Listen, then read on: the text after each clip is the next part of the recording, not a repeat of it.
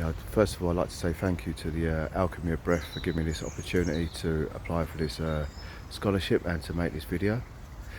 You know, my childhood was a difficult one, but what I realised today is that I don't regret any part of my life, because all the good and bad bits have moulded me into the person I am today, and I'm quite a good person today. You know, look at this magical moment where I'm just standing in a Buddhist temple just down the road from me, 3 minutes down the road. I'm going to work, something that I never thought, I'd be saying in my life, because, I've never held down a job, and I'm a, I'm a good member of society. So what happened is that when I was in prison, I tried to commit suicide a number of times. On one of the attempts, my mum had sent me a Bob Marley CD, and one of the tunes was Natural Mystic, and it was a really hot summer's day, and there was no air in the prison at that time, and all of a sudden the words, "There's a natural mystic flowing through the air," and something stroked my face, and I was just like, what the hell was that? Magical, but I soon forgot about it. And what happened was I ended up in the punishment block, and I'd used lots of drugs and gone a bit crazy.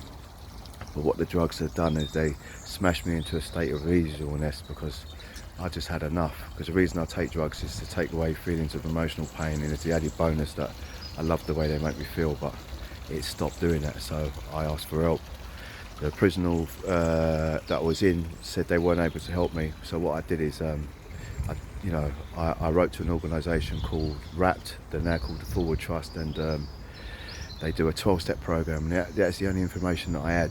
That I knew that the 12-step program works. I just didn't know how it worked. So they orchestrated a move to a prison that facilitated this, and I just threw myself into it. I graduated, I became a peer supporter, I helped lots of prisoners, I became like an inspirational speaker, going to different prisons. They even allowed me to be released from prison to go to other prisons to speak. These things are kind of unheard of, and the reason being is because I had a power in my life. A power in my life I just choose to call God, because it's simple, but it's a God of my own understanding. I had this experience in a decap prison when I moved on later on in my sentence, and I was meditating. I was trying to get over what people thought of me when I was meditating in the middle of the grounds, and what I realised, it wasn't about them, it was about me. So I was able to let go of them thoughts, and when I opened my eyes, like, everything was fluorescent. I could see every leaf, I could see like every fly, I could see every blade of grass moving, I could see the rabbits. It was just a beautiful experience, and like I was just like, wow, if I look after my internal condition, then I'm surrounded by heaven. If I don't, then I'm surrounded by hell. So I became really open-minded, and then later on in my journey I was touched by the hand of God, and I realised that I never have to use drink and drugs again. What a feeling that was, because for the first time in my life I started to understand my feelings, because what my feelings were saying to me is like, this is relief, you never have to do this anymore. So I just became more open with trying all this spiritual stuff, and my life changed. So what happened was, when I was released from prison, I started to work with people in addiction, and I started to get results. One of the services that I worked in, we was getting about 40 odd people in the groups per month, and when I started, within 3 months the numbers went up to 372. But what I used to say to people is like, I'm just a guide, it's you guys that put the work in. So it's like the 12 steps. What they do is they lay the spiritual tools at your feet. It's up to the individual to pick them up and build a ladder and climb out the mess themselves.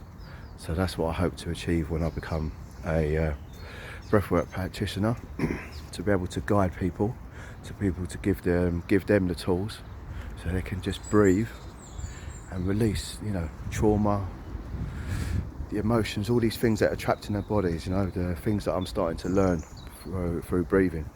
Because my first breathwork experience came from needing a bit of self-care. My girlfriend was going away to a shamanic weekend, and I thought, I need to do something for myself today. So I googled spiritual events, and I saw the Alchemy of Breath and the Psychedelic Society. So I decided to go to this event, and they guided me. They taught me how to breathe, and they were saying, if someone starts crying, then to have empathy for them, and then just to breathe. If you get an itch, just to breathe. If your throat gets tiggly, just to breathe. And that's what I kept doing. And a lady started crying, and then I remembered just to breathe and to have empathy for her. Then I started crying. Then I called it the lobster claw. My hands started locking up, my cells started vibrating, and I was just like, wow, what is this? You know, and what it felt like my girlfriend was holding my left hand and my dad was holding my right. God was my breath and I was my heart. And then boom, the tears come again. You know, absolutely amazing. And I just knew I wanted to breathe again, but more importantly, that I knew I wanted to become a practitioner from that moment. How do I achieve this? And at the moment, you know, I would not have the money to be able to do that. And I've just been putting stuff in the universe, and like, things have been coming, you know, and I think I have a gift, and I want to share that gift with people. And I just hope you can give me the opportunity to work with you guys and achieve excellence, because I strive for perfection, but when I say the word perfection and I don't achieve it, it leaves me feeling disappointed. But when Anthony said to achieve excellence, yeah, that proper appeals to me. Anyway, I've really enjoyed making this video.